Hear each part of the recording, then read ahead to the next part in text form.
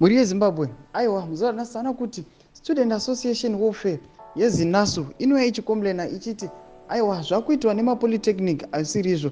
Tinoziva kuti local currency yemuZimbabwe maRTGS, asi vanoona kuti mapolytechnic anouya achiisa maprice ematuition muma-US dollars. Saka ndo patinoona kuti vava kuona mapolytechnic vachiti aiwa kana mukasagadzirisa tozoendesana kumacourts. Sasendera mberi nenyaya yedu iyi ndokurudzira chibva wasubscribe wolike wotina on the bell icon takutsvana maupdates atinokupa pano paZM News Live. Saka tinoona kuti vanouya voposta papeji reZinasu vanenge vachitaura vasenda offer letter yakaiswa maprizes kuma-US dollars. Ndo vakaisa nepicture retsamba yavanyora kumapolytechnic vachiti Zinasu student leader has requested clarification from the Harare Polytechnic as to why it's illegally charging fees exclusively in US dollars. Yet, it's an ultimatum. We demand physical discipline in institutions of higher learning or else we take legal actions. Kavanenge vachiona Harare Polytechnic vachiti aiwa zvamakuita zvisirizvo. Tinoziva kuti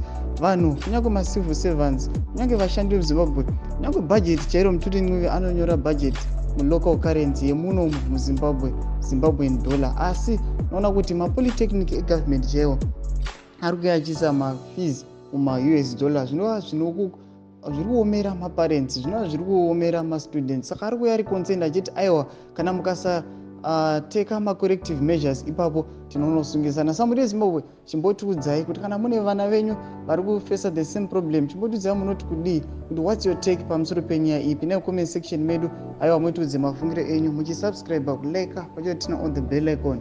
Tambochana maupdates atinokupa pano paZM News Live.